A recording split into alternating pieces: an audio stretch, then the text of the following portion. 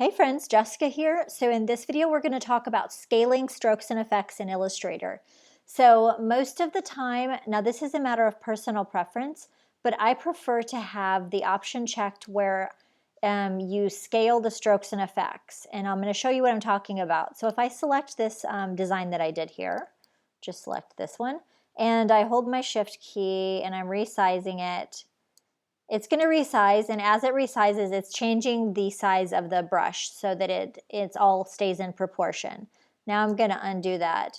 Now I'm going to show you where you can find this. If you go to Illustrator Preferences and then go to General, you can click Scale Strokes and Effects, which I prefer by default to leave on.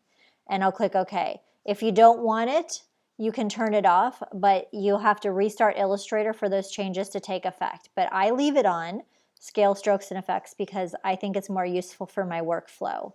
So if I scale this up, I want the things to go up because say I have 0.75 for the brush size. If I scale this up and then I put 0.75 again for the brush size, you can see it's going to look a little bit different actually. So I always prefer to leave that on. Again, it's a personal preference. The only thing that you might come across is say if you have like this artboard, like you've created a shape or, you want a background for your design and you followed my instructions, and created the fill layer of the fabric above it. Now, if I increase this in size and change this, it's actually increasing the pattern at the same time. So it's making the pattern bigger. But if you don't want that, which most of the time you wouldn't, you're just trying to expand the borders of your background, you can go to the Appearance panel, which it looks like this icon here, or go to Window Appearance, and go to your fill, and then just click on that fabric.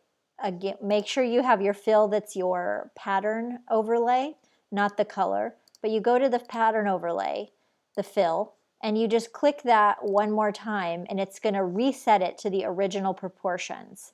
So that's quite useful for you. And these are just a couple of tips for my workflow that I think can help you. And if you have any other questions, just let me know down below in the comments.